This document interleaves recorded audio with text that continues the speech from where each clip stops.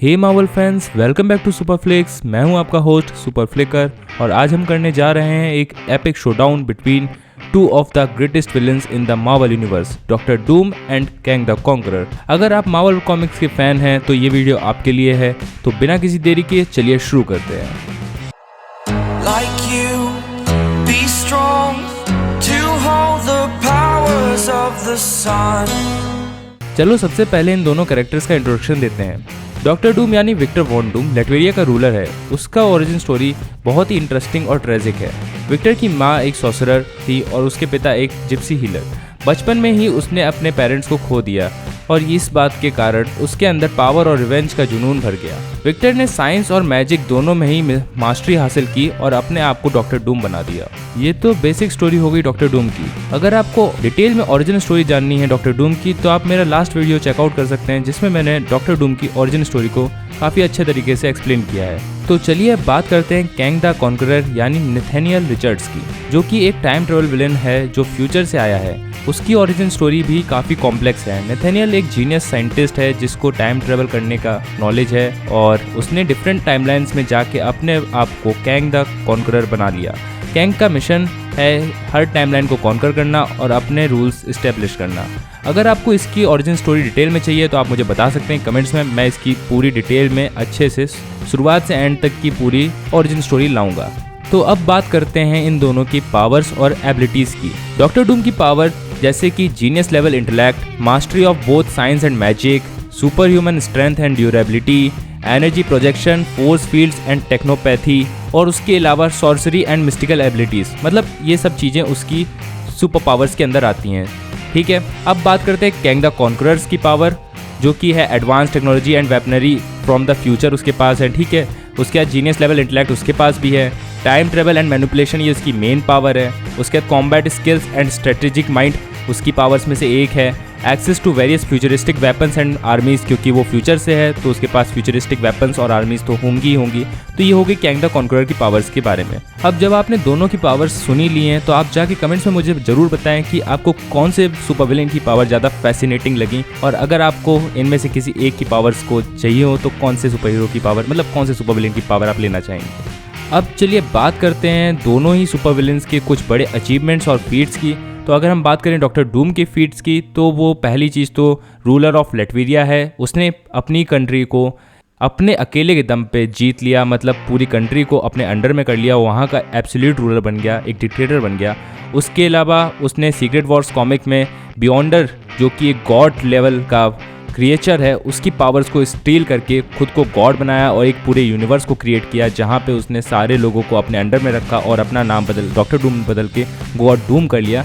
हो सकता है सीक्रेट वॉर्स जो हम लोगों के MCU में आने वाली है उसमें भी कुछ ऐसा ही प्लॉट हो। उसके बाद वो कई बार अवेंजर्स और फैंटास्टिक फोर्स से अकेले लड़ा है और उनको कई बार हराया भी है और कई बार हारा भी है।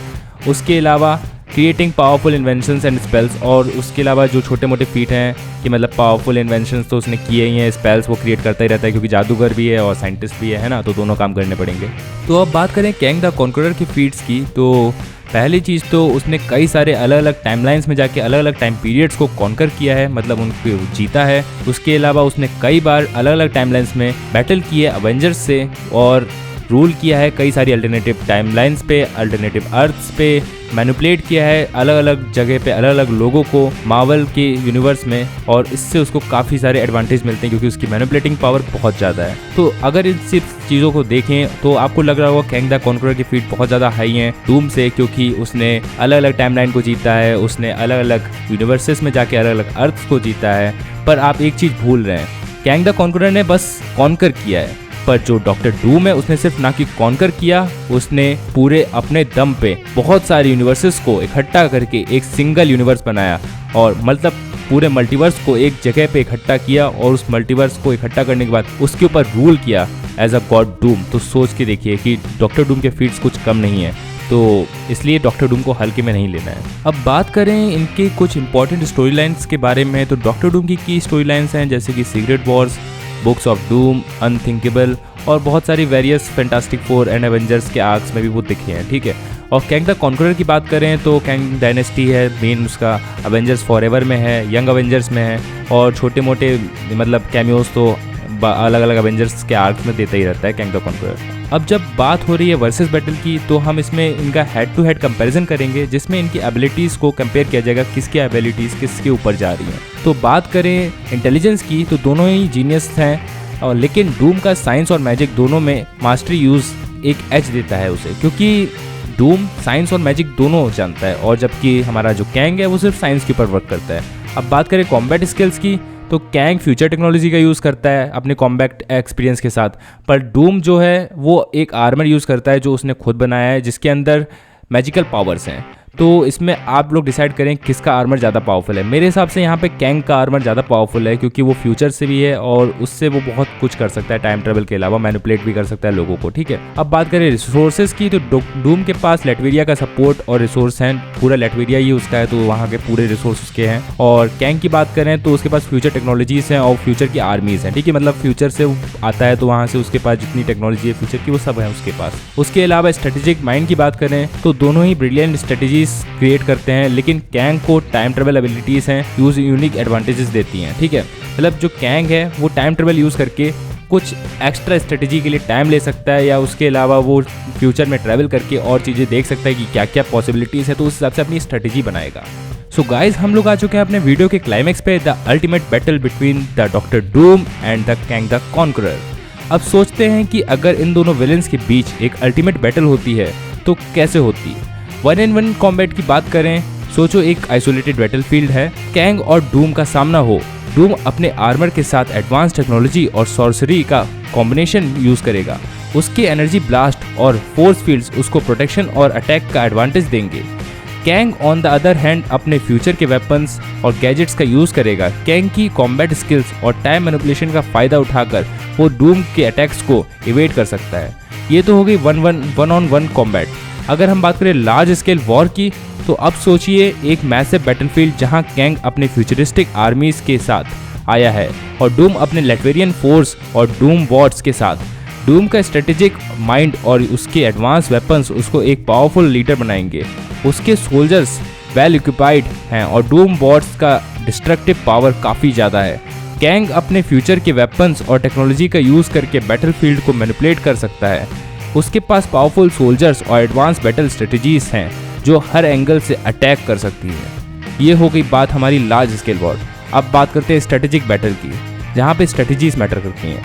अगर ये बैटल स्ट्रेटेजिक माइंड गेम्स तक सिमटी हो तो ये बैटल और भी इंटरेस्टिंग हो जाएगी। डूम अपनी इंटेलिजेंस और सॉर्सरी का यूज़ करके कैंग के प्लान्स को थ्वार्ट करने की कोशिश करेगा। कैंग अपने टाइम ट्रेवल एबिलिटीज़ और फ्यूचर नॉलेज का फ़ायदा उठाकर डूम के मूव्स को प्रेडिक्ट करके काउंटर स्ट्रेटजीज बना सकता है। दोनों ही स्ट्रेटेजिस्ट काफ़ी एक्सपीरियंस्ड हैं और ये बैटल एक चेस गेम की तरह होगी जहां हर मूव केयरफुली प्लान्ड होगा। अब डिस्कस करते हैं कि कौन जीत सकता है based on their abilities, resource और पास्ट फीट्स।